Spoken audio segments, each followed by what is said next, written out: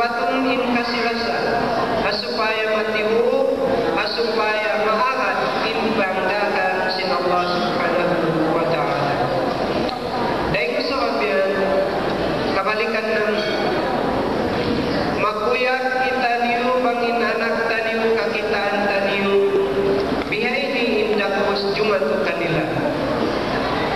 Makuyakin Allah Ta'ala, kimita haipun niya, tumaytay at taytay ang siratan mustaqim, amin biya paktaytay sin anak taniyo piyangantin, dahil sa kabiyan, subay muna kita niyo magkahabat sa Allah Subhanahu wa Ta'ala. Dahil sa kabiyan, itong ba natin pagsukur, mataod lanuin pagsukur taniyo po Allah Ta'ala, labi lumana ang mga anak na mo amin piyangantin ang mga pumili. Kaya ingatan taniyo, malayo na inaratag mo si Muslim, malayo na inaabot si umat, bukod na besin sila nakauna umat.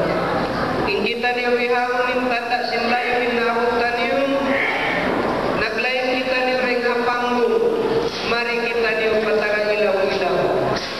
Naglayo kita niyo ring mapasok, miyari na kita niyo pamahagpay-hagpay.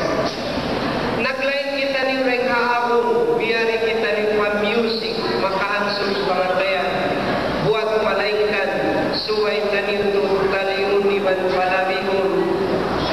Maka matawag kita niyo magsukur pa Allah Ta'ala, sabab ada kala makalando isa, kakahinang taniyo kalupan taniyo Tuhan taniyo Rabbul Alamin, na di kita niyo makatay-tay maraw, katay-tay ang siratan mustaqim. Mahuli, magpatuntong ng mga anak ng piyangantin kamahon nini. Ya kauso, bihang tayo mangunguhin responsibility. Hindi ikaw yan bukon na kausuhol. Kahapon ni sa kubat, miugtuin kasuhol mo. Wayroon na pagkulat-kulat ng padua mga subay diritso na kau Allah Subhanahu wa Ta'ala. Hindi kawin na, yari na mong kau siyak-siyak. Biadjuan kau simbadyo malingkat. Nakabadyo imanggil kang wiradali. Dahil na sababyan, di na kau makajari magdakat kanina biwan ka nama mo. Sabab yung tunayin ka hujang na waktu ka. Dahil sababyan mga anak, inkamu anak Islam, mula-mula ini kauso, dahon mo muna-munain asawa mo mag-ibadat pa Allah Subhanahu wa Ta'ala.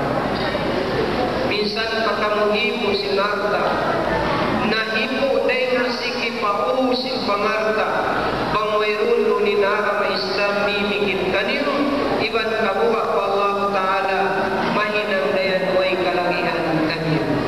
Dahil kasabab yan mga anak, diakan kita niyo si Allah Subhanahu wa Ta'ala, ya ayyuhalladina amanu la taqrabu zina innahu kana fahisatan wa ja'a sabila. Mga kamu ibon ko, awin mabaya sumanyang hadlaw kiyan, awin mabaya tumaytay-taytay ang siratan mustaqim biya sa pagtaytay simpangan na anim kamu iwan layo kamu ng parakalan sila. Sabab parakalan sila sangi nalabayan pa Allah Subhanahu wa Ta'ala. Nabihaw niya kau suko, ang ganda kau nakasawan, supaya kau makahalin dahil sa parakalan sila. Dahil sabab yan, umat Islam, magwasyan kami kaniyo lamang ginawaran ng sin Rasul sallallahu alaihi wasallam.